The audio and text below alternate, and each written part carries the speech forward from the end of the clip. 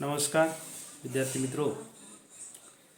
तर आज आपण BA थर्ड इयरच्या विद्यार्थ्यांसाठी 6व्या सेमिस्टरमधील जो आपला 15वा पेपर आहे, जो मेन विद्यार्थ्यांसाठीचा हा पेपर आहे, ज्या विद्यार्थ्यांचं मेन हे सोशॉलॉजी आहे त्या विद्यार्थ्यांसाठी 15वा आणि 16वा प्रोजेक्टच्या अनुषंगांचा पेपर आहे।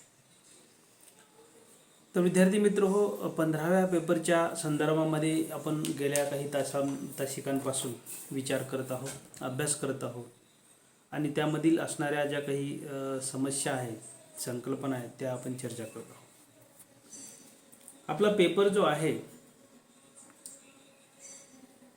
सोशल डिसऑर्गनायझेशन इन कंटेम्पररी इंडिया हा पेपर आहे आपला। आणि या पेपरमध्ये एकूण 3 प्रकरण आपल्याला आहेत। या 3 प्रकरणामध्ये आपण प्रॉब्लेम्स ऑफ डिसऑर्गनायझेशन या पहिल्या प्रकरणामध्ये ज्या काही संकल्पना होत्या, कन्सेप्ट होत्या, सोशल डिसऑर्गनायझेशन मीनिंग अँड नेचर असेल, कॉजेस असतील किंवा लॅक ऑफ मोबिलिटी असेल किंवा अंडर डेव्हलपमेंट असेल, चेंजिंग व्हॅल्यूज अँड कल्चरच्या संदर्भामध्ये असेल, आपण चर्चा केलेली आहे। त्याचबरोबर दुसऱ्या प्रकरणामध्ये व्हायलेन्स अँड सोशल डिसऑर्डर, हिंसा आणि समाज व्यवस्था या अनुषंगानं जी समाजामध्ये एक या हिंसेच्या माध्यमातून एक अव्यवस्था निर्माण होत चाललेली आहे, समाजामध्ये एक संघर्षमय, एक भीतिमय वातावरण निर्माण होत चाललेलं आहे। या संदर्भामध्ये ज्या काही समस्या आहेत त्या समस्यांच्या संदर्भामध्ये आपण चर्चा केली। व्हायलेन्स अगेन्स्ट वुमेन ही एक समस्या होती। महिलाप्रती होणाऱ्या ज्या काही हिंसा आहेत, दिवसेंदिवस भारतामध्ये महिलाप्रती होणाऱ्या हिंसेचं प्रमाण वेगवेगळ्या राज्यांमध्ये मोठ्या प्रमाणामध्ये आपल्याला दिसून येते। त्यांच्याप्रती होणाऱ्या जे काही बलात्कारासारखे गुन्हे असतील, रेपसारखे म्हणजे ज्याला आपण कृत्य म्हणतो, त्यानंतर कौटुंबिक हिंसाचाराच्या संदर्भात असेल, जाळपोळ असेल, आत्महत्याचे प्रश्न असतील किंवा त्यांना ब्लॅकमेलिंग असेल, मारझोड असेल, अशी अनेक प्रकरणं महिलाप्रती हिंसाच्या माध्यमातून होत असताना दिसतात। आपण दररोज वर्तमानपत्राच्या माध्यमातून ते बघत असाल। या संदर्भामध्ये आपण चर्चा केली, त्याच्या कारण परिणामाचा आपण अभ्यास केला आणि त्यामध्येच आणखी एक समस्या होती, ती म्हणजे नक्षलिझम इन इंडिया, भारतातील जो काही नक्षलवादाची जी समस्या आहे, या नक्षलवादाच्या समस्येच्या संदर्भामध्ये आपण मागच्या तासिकेमध्ये चर्चा केलेली आहे। नक्षलवाद म्हणजे काय, नक्षलवादाची नेमकं पाळंमुळं कशामध्ये आहेत, नेमकं नक्षलवाद कशामुळं सुरू झाला, पश्चिम बंगालमधील जे नक्षलवाडी गाव आहे त्या नक्षलवाडी गावावरूनच नक्षलवाद हे नाव त्या संघटनेला मिळाले। त्या काळामध्ये 1967 मध्ये जे काही आंदोलनं झाली, शोषणाच्या विरोधामध्ये,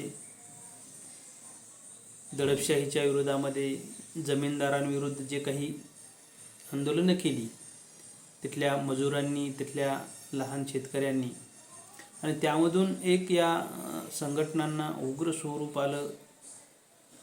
त्याचे जे काही नेतृत्व करणारे चारू मुजुमदार असेल, कानू सन्याल असतील, यांनी ही संघटना मोठ्या प्रमाणामध्ये वेगवेगळ्या राज्यांमध्ये पसरवली आणि या संघटनांना एक माओवादी विचारसरणीचा एक त्याला आधार होता आणि त्या आधारावर किंवा त्यांनी ही जी काही चालवलेली संघटना आहे ही वेगवेगळ्या राज्यांमध्ये एक उग्ररूप धारण करत पुढे आली आणि अख्खा भारतातील जी काही वेगवेगळी राज्ये होती, मग ती बिहार असेल, मध्य प्रदेश असेल किंवा तुमचं महाराष्ट्र असेल, पश्चिम बंगाल असेल, या आजूबाजूच्या वेगवेगळ्या राज्यांमध्ये, आणि हळूहळू आता त्याची जी काही पाळंमुळं आहे ती शहरामध्ये सुद्धा पसरू लागलेली आहेत। अर्बन नक्षलिझमचा प्रश्न निर्माण होत चाललेला आहे। ह्या अनुषंगानं आपण त्याच्या कारणांचा, परिणामांचा आणि एकंदरीतच उपाययोजनावर सुद्धा मागच्या तासिकेमध्ये चर्चा केलेली आहे। तुम्ही तो मागचा व्हिडिओ यूट्यूबवर तुम्ही बघू शकता। तर आज आपल्याला परत जो या प्रकरणामधील दुसऱ्या प्रकरणामधील शेवटचा मुद्दा आणि ती समस्या अभ्यासायची, ती म्हणजे दहशतवादाची समस्या. भारतातील दहशतवाद, या दहशतवादाची नेमकं कारणं काय आहेत, त्या दहशतवादाचे परिणाम काय होऊ लागले आहेत, या अनुषंगानं आपल्याला त्याच्यामध्ये चर्चा करायची आहे. तर एकंदरीतच मित्रहो, आपल्याला माहीत आहे की दहशतवाद हा एक दहशत निर्माण करून आपली ध्येय साध्य करण्याचा प्रयत्न, आपले उद्देश साध्य करण्याचा प्रयत्न ह्या संघटना किंवा ही दहशतवादी कारवाया करत असतात.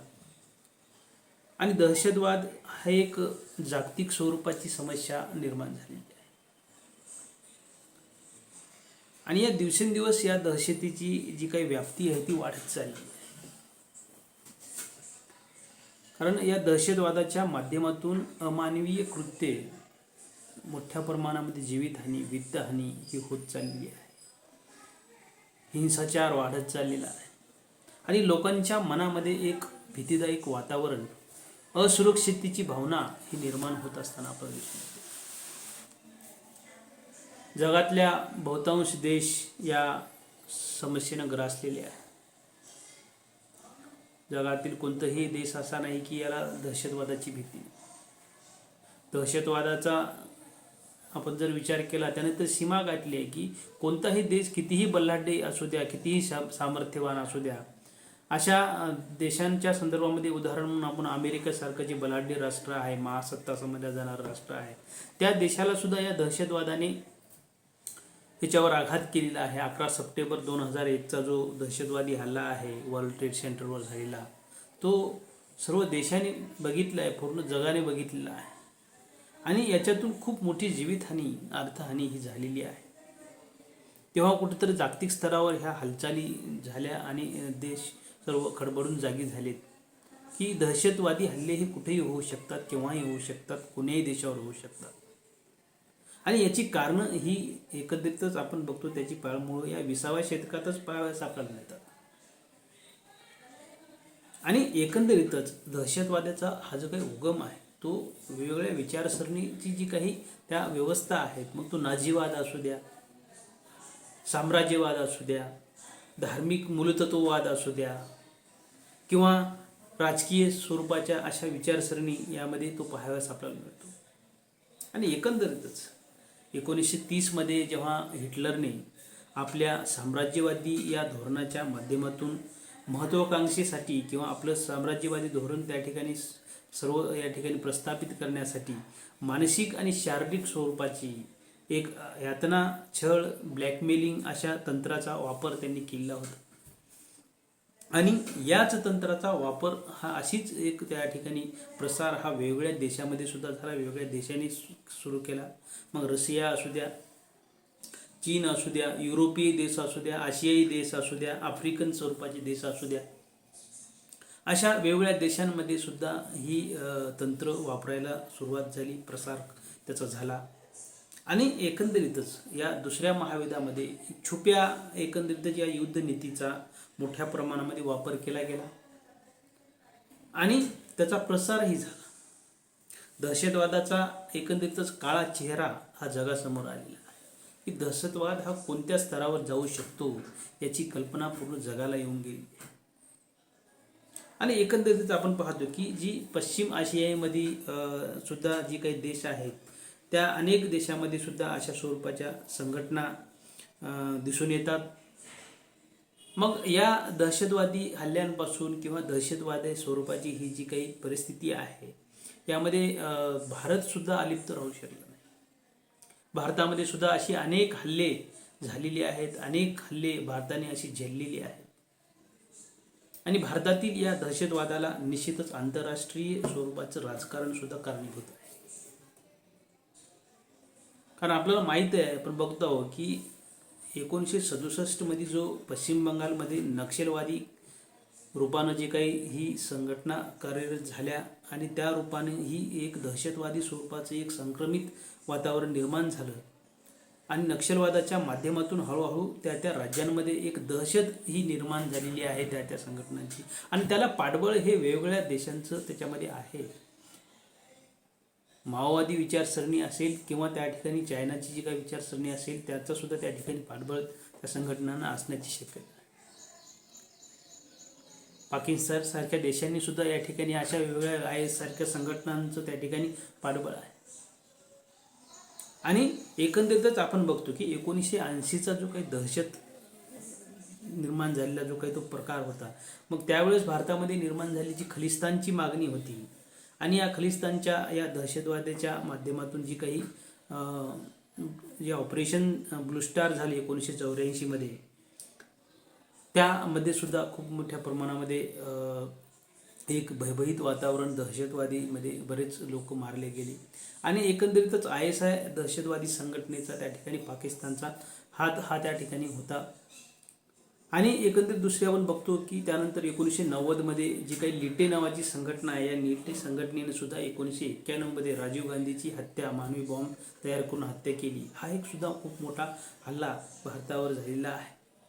आणि एकंदरीतच असे अनेक हल्ले, जसे आपण बघतो की गडचिरोली जिल्हा तर हा दहशतवादी किंवा नक्षलवाद्यांचा जिल्हा म्हणून गणला जातो. आणि एकंदरीतच पाकिस्तानकडून अशी अनेक आणि कित्येक दहशतवादी हल्ले हे भारतावर झालेले आहे. दहशतवाद हा आपण जर बघितला तर दहशतवाद म्हणजे काय, या दहशतवादाच्या संदर्भामध्ये अनेक व्याख्या आपल्याला वेगवेगळ्या पुस्तकांमध्ये, इंटरनेटच्या माध्यमातून तुम्हाला अभ्यासाला मिळतील. अलेक्झांडर यांनी एक व्याख्या केली आहे दहशतवादाच्या संदर्भामध्ये, मी तुम्हाला ती वाचून दाखवतो. राजकीय उद्दिष्ट प्राप्त करण्यासाठी नागरिकांच्या विरुद्ध केलेले हिंसक कृत्य म्हणजे दहशतवाद. म्हणजे जो काही त्यांचा पॉलिटिकल अजेंडा आहे त्या संघटनांचा, तो साध्य करण्यासाठी, तो प्राप्त करण्यासाठी त्यांच्या विरुद्ध किंवा त्या जनसामान्यांविरुद्ध हिंसक स्वरूपाच्या कारवाया केल्या जातात किंवा तसे कृत्य केले जातात. अशा संघटनांना किंवा अशा कृत्यांना आपण दहशतवाद असं म्हणतो. आणि या संदर्भामध्ये आणखी एक स्टेट डिपार्टमेंट ऑफ अमेरिका यांनी एक व्याख्या केलेली आहे. कनिष्ठ दर्जाच्या राष्ट्रीय गटाकडून किंवा छुप्या सरकारी हस्तकांपेक्षा नागरी लक्ष्यावर पूर्वनियोजित आणि राजकीय दृष्ट्या प्रेरित हिंसाचाराचा केलेला प्रयोग म्हणजे दहशतवाद. जी काही छोटी राष्ट्र असतात ती युद्ध करू शकत नाहीत, परंतु त्यांची जी काही ध्येय असतात ती दहशत पसरवणे किंवा दहशतवादी संघटनांना सहकार्य करणं, अशा स्वरूपाचे कृत्य ही राष्ट्र करत असतात. आणि एकंदरीतच आपण बघतो की या दहशतीच्या माध्यमातून ते एक त्या देशांमध्ये एक भयभीत वातावरण निर्माण करण्याचं काम करतात. त्या देशाला एक असुरक्षित करण्याचं काम करत असतात. एक सुरक्षितेची भावना त्यांच्यामध्ये, एक भीतीदायक वातावरण निर्माण करण्याचं काम करत असतात या दहशतवादी संघटना. यामध्ये FBI ने एक व्याख्या केलेली आहे. आपली राजकीय आणि सामाजिक उद्दिष्टे साध्य करण्याकरिता व्यक्तीविरुद्ध, मालमत्तेविरुद्ध किंवा नागरी समुदायाविरुद्ध दहशत निर्माण करण्याकरिता किंवा त्यांच्यावर जबरदस्ती करण्याकरता अवैध हिंसाचाराचा किंवा बळाचा वापर करणे म्हणजेच दहशतवाद. कारण दहशत ही एक बळजबरी आहे, दहशत ही एक हिंसक कारवाई आहे, दहशत ही एक भीतीदायक वातावरण निर्माण करण्याची एक संघटना आहे. आणि या माध्यमातून आपण बघतो की देशामध्ये अनेक अशा कारवाया होत चाललेल्या आहेत. आणि यामध्ये आपण बघतो की या दहशतवादाचं स्वरूप जर बघितलं आपण तर हे यामध्ये एक संघटित ती एक युनिट असते, त्या त्याच्यामध्ये एक संघटितपणा असतो, त्याच्यामध्ये एक नियोजितपणा असतो, प्लॅन असतो आणि त्या प्लॅनपूर्वक हिंसक स्वरूपाच्या कृत्य ते करत असतात. आणि त्याच्यामध्ये सुद्धा एक पॉलिटिकल हेतू हा प्रेरित असतो, त्याच्यामध्ये राजकीय त्याच्यामध्ये एक त्यांचा उद्देश त्याच्यामध्ये असतो. आणि ह्या सगळ्या प्रकारामध्ये ते बळजबरी किंवा धमक्या देण्यासाठी शस्त्रास्त्राचा वापर करत असतात. नवनवीन आता शस्त्रास्त्र निर्माण झालेली आहेत, ती त्यांना मिळत आहेत आणि त्याचा वापर ही या दहशत निर्माण करण्यामध्ये करत असतात. आणि एकंदरीतच लोकशाही विरुद्ध कृत्य करण्याचं काम, हक्कभंग करण्याचं काम ह्या संघटनाकडून होत असतो. आणि एकंदरीत आपण बघतो की स्थानिक आणि वैश्विक स्वरूपाचा, मग ते हल्ले त्या देशातील स्थानिक स्वरूपाचे असू शकतात किंवा जागतिक स्वरूपाचे सुद्धा असे वेगळे हल्ले असू शकतात. एक अशी स्थिती या दहशतवादाच्या संदर्भामध्ये आपल्याला दिसून येते. याच्यामध्ये वेगवेगळे कारणं या दहशतवादाच्या पाठीमागे आपल्याला दिसून येतात. जसं की आपण बघतो इंटरनॅशनल लेवलची जर आपण कारणं बघितली, आंतरराष्ट्रीय स्वरूपाची कारणं, तर याच्यामध्ये शत्रू राष्ट्रावर मात करण्यासाठी दहशतवादाचा त्या ठिकाणी अंगीकार करत असतात. धार्मिक तत्व त्याच्यामध्ये अंगीकारले जातात. जो मूल तत्ववाद आहे, धर्माचा आधार त्याच्यामध्ये घेतला जातो आणि या धार्मिक तत्वाचा अंगीकार करूनच ही आपली एक विचारसरणी बिंबवण्याचा प्रयत्न त्याच्यामध्ये करत असतात. आणि एकंदरीत बघतो आपण की छोटी राष्ट्र ही युद्ध न करता दहशतवादी कारवायांना ते त्या ठिकाणी पाठबळ देण्याचं काम करत असतात. लष्कराचं सामर्थ्य वाढवण्यापेक्षा दहशतवादास पाठिंबा देण्याचं काम करत असतात. किंवा वाढतं नागरीकरण, शहरीकरण ह्या सुद्धा या दहशतवादासाठी एक खूप मोठा प्रभाव त्याच्यामध्ये होत असतो. दहशत निर्माण करण्यासाठी शहरांचा आधार त्याच्यामध्ये घेतला जातो. शहरांमध्ये एक जे काही फॉर्मल रिलेशन असतात, कोणीही कोणाचा त्या ठिकाणी एकमेकाशी संबंध येत नाही आणि कोण येत आहे कोण जात आहे कोणीही एकमेकाला विचारत नसल्यामुळे त्या ठिकाणी त्याचा आधार हा शहरांमध्ये अधिक घेतला जातो.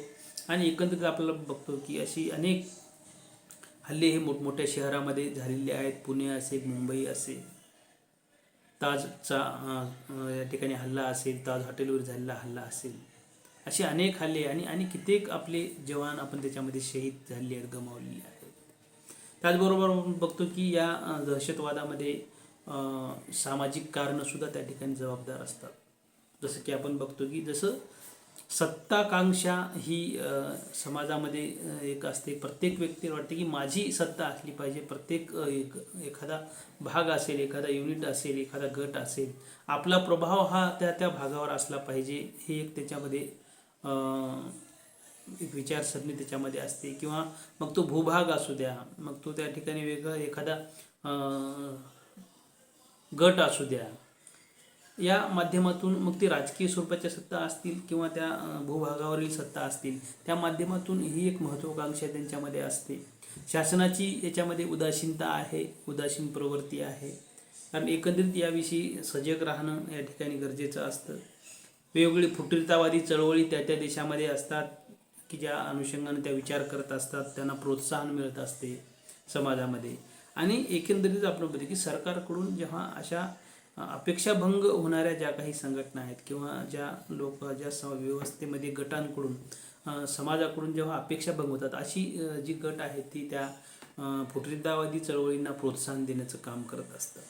त्याचबरोबर याच्यामध्ये आणखी टेक्निकल कॉजेस आहेत, तांत्रिक कारणं आहेत. आपण बघतो की याच्यामध्ये वेगवेगळे आधुनिक शस्त्रास्त्राचा वापर होत चाललेला आहे, कारण ती सहज त्यांना ती उपलब्ध होत चाललेली आहेत. आधुनिक दळणवळणाच्या सुविधा आहेत, त्या सुविधांचा वापर मग तो जल मार्ग असतील किंवा एअरलाईन मार्ग असतील किंवा आपण बघतो की रस्ते मार्ग असतील, अशा वेगवेगळ्या मार्गांचा आधार ही दहशतवादी घेत असतात.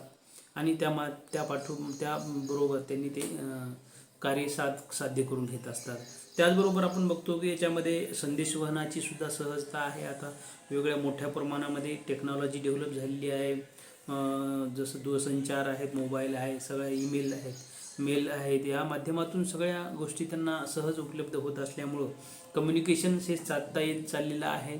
बसल्या जागी वेगवेगळ्या देशामधून ह्या हालचाली होत असताना त्यामध्ये दिसतात. त्याचबरोबर आपण बघतो की वेगवेगळी सॉफ्टवेअर त्याच्यामध्ये आलेले आहेत. वेगवेगळी संघटना ह्या वेगळ्या पॅकेजचा वापर करून त्या सहज ह्या गोष्टी दहशतवादी वापरण्यासाठी त्यांना उपयोगी पडत आहेत. त्यानंतर आपण बघतो की अशी वेगवेगळी कारणं आपण बघतो, जसं लोकशाही व्यवस्थेचा त्या ठिकाणी किंवा ती मूल्यव्यवस्था एकंदरीतच लोकांची त्या ठिकाणी पायमल्ली केल्या चाललेली आहे. लोक त्याचा त्या ठिकाणी वापर हा गैरमार्गाच्या माध्यमातून करू लागलेले आहेत. लोकशाहीची तत्त्व लोकांनी अमान्य करत आहे. त्याच्यामुळं अशा या फुटीरतावादी किंवा दहशतवादी या संघटनांना त्याचा फायदा हा होत असतो. त्याचबरोबर जे काही वातावरण आहे, एक असहनशीलतेचं वातावरण, असहिष्णुता ही निर्माण होत चाललेली आहेत. कोणी कोणाला काही घेणं देणं नसल्यासारखं या ठिकाणी प्रत्येकजण वागत आहे. देशाविषयी प्रेम, जिव्हाळा ह्या गोष्टी असणं गरजेच्या असतात. आणि सजगता, जागरूकता आणि अस्मिता ह्या गोष्टी याच्यामध्ये अतिशय महत्त्वाच्या असतात, परंतु लोक ह्या सगळ्याविषयी एक असंवेदनशील होत असलेले आपल्याला दिसून येतात आणि त्याचा परिणाम ह्या दहशतवाद्यांना त्या ठिकाणी एक त्याचं एक प्रश्न निर्माण करण्यामध्ये त्याचा फायदा होत असतो. आणि एकंदरीत आपण बघतो की या दहशतवादाचे परिणाम हे खूप मोठ्या प्रमाणामध्ये होत चाललेले आहेत. एकंदरीतच समाजामध्ये देशामध्ये सुरक्षिततेची भावना जी आहे ती आपल्याला ज्या त्यांना वाटतं की कुठंतरी असुरक्षिततेची भावना त्याच्यामध्ये निर्माण होत चाललेली आहे. त्याचबरोबर आपण बघतो त्या देशामध्ये संरक्षणावरील खर्च वाढत चाललेला आहे. आपल्या देशामध्ये संरक्षणावर आपल्याला अधिक खर्च करावा लागत आहे. विकासाची गती ही मंद होत चाललेली आहे आणि एकंदरीत बघतो की राष्ट्राच्या संपत्तीचं खूप मोठ्या प्रमाणामध्ये या दहशतवादी हल्ल्यांमध्ये नुकसान होत असताना आपल्याला दिसून येते. दिवसेंदिवस आपण बघतो विकासाकडे दुर्लक्ष होत चाललेलं आहे. दहशतवादीचा शिवकार झालेली जी काही दहशतवादाचा परिणाम झालेली जी काही कुटुंबं आहेत ती उद्ध्वस्त होत गेलेली आहेत आणि एकंदरीतच भीतीदायक वातावरण या दहशतवादामुळे निर्माण झालेलं आहे. मग या सगळ्या गोष्टींसाठी काय केलं पाहिजे, काय उपाय आहे? तर एकच की याच्यामध्ये मानवतावादी विचारसरणीच्या माध्यमातून विचार करून जागतिक स्वरूपाची शांतता निर्माण करणं हे गरजेचं आहे. जमातवादासारखी कारणं याच्यामध्ये कमी करणं किंवा जो काही धार्मिक मूलतत्ववाद आहे याच्यावर कुठेतरी समता बंधुता ह्या माध्यमातून मानवतावादी विचारातून ही मूलतत्ववादाची जी काही विचारसरणी आहे ती कमी केली पाहिजे. त्याचबरोबर आपण बघतो ब्लॅक मनीसारखी जी काही प्रतिबंध करावा लागतो ब्लॅक मनीवर. त्याचबरोबर आपण बघतो दहशतवाद संपवण्यासाठी सर्व राष्ट्रांनी एकत्र येण्याची गरज आहे आणि एकत्र येऊन या दहशतवादाविषयी लढा देणं गरजेचं आहे. कारण एकंदरीतच या दहशतवादाविषयी कायदे आतापर्यंत भरपूर झाले आहेत आणि ती कायदे आणखी कडक करण्याची गरज आहे. त्याचबरोबर या दहशतवादाला खतपाणी घालणारे जे काही देशांतर्गत जे काही व्यवस्था आहेत त्या संपुष्टात आणल्या पाहिजे आणि एकंदरीत सर्व नागरिकांनी याविषयी सजग राहिलं पाहिजे, जागृती राहिली पाहिजे, लोकांमध्ये त्याविषयी एकता निर्माण झाली पाहिजे आणि सरकारने या सगळ्यांना सोबत घेऊन या दहशतवादाविषयी लढा देण्याचं काम आहे. आणि एकंदरीतच आपण बघतो की आतापर्यंत अनेक कायदे झाले. जसं 1970मध्ये महाराष्ट्र प्रतिबंध कायदा झाला, 1980मध्ये राष्ट्रीय सुरक्षा कायदा झाला, 81मध्ये समाजविरोधी कृत्याविरुद्ध प्रतिबंधाचा कायदा झाला, 1982मध्ये विमान अपहरणाचा कायदा झाला, 1984मध्ये विशेष न्यायालयाची तरतूद म्हणून कायदा करण्यात आला. त्याचबरोबर 1999मध्ये मोकासारखे कायदे करण्यात आले, टेलिफोन टॅपिंगसारखे कायदे करण्यात आले. असे अनेक कायदे आहेत. तर या कायद्यांची अंमलबजावणी केली तर निश्चित दहशतवाद हा सर्व जागतिक स्वरूपाची समस्या आहे आणि त्या जागतिक स्वरूपाच्या सर्व देशांनी एकत्र येऊन ह्या दहशतवादाचा मुकाबला करण्याची गरज आहे. निश्चित याच्यावर काहीतरी पर्याय निघू शकतो. आपण या ठिकाणी दहशतवादाच्या अनुषंगानं आज चर्चा केली. त्याची कारणं असतील, त्याची एक स्वरूप असेल, त्याचे परिणाम असतील, त्याच्यावर उपाय असतील, अशा संदर्भामध्ये दहशतवादाच्या माध्यमातून आपण चर्चा केली. तर या ठिकाणी आज थांबूया. आपण बाकीचं जे काय राहिलेला अभ्यासक्रम असेल तो आपण नेक्स्ट लेक्चरमध्ये चर्चा करूया.